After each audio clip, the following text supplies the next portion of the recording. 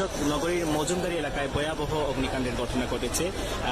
নগরীর বিমান অফিসে মজুমদারি এলাকার বিমান অফিসের বিপরীত পাশে যে ভ্যারাইটি স্টোর ছিল, প্রথমে সেই দোকানে অগ্নিকাণ্ডের ঘটনা ঘটে।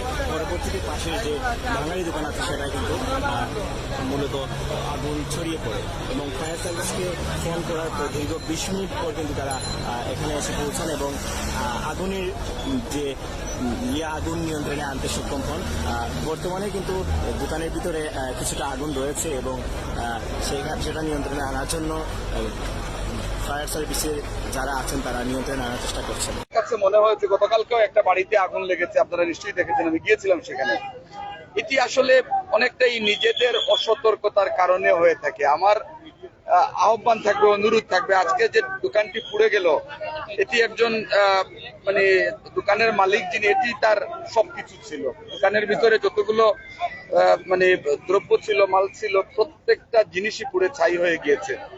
এটি হয়তো তার একমাত্র অবলম্বন ছিল তার জীবন এবং জীবিকা নির্বাহের, কিন্তু পুড়ে ছাই হয়ে গিয়েছে। যেটি এই দোকানের ভিতরে আর কিছুই অবশিষ্ট নেই।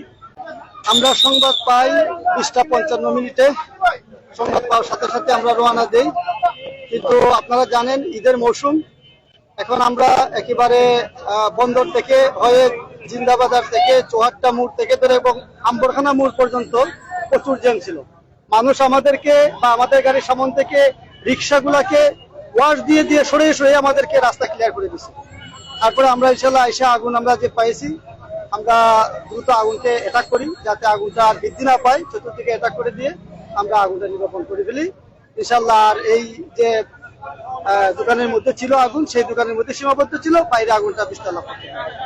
এখানে পাশাপাশি দুইটা দোকান, ওই একটা দোকানের মধ্যে আগুন ছিল, সেই দোকানের মধ্যে আমার সীমাবদ্ধ।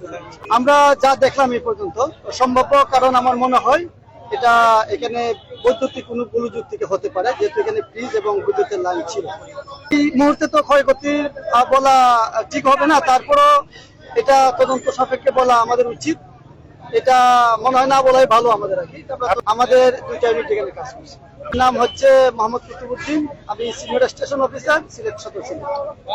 ধন্যবাদ। তো দর্শক, আসলে আপনারা শুনতে পেলেন ফায়ার সার্ভিসের ওনাদের কাছ থেকে। আসলে ওনাদের দুইটা ইউনিট এখানে আসে এবং দুইটা ইউনিট আসার পর কিন্তু একটি দোকানের ভিতরে কিন্তু ওনারা সীমাবদ্ধ থাকেন এবং একটি দোকান থেকে কিন্তু ওনারা আগুন নিয়ন্ত্রণে আনতে পারেন, কিন্তু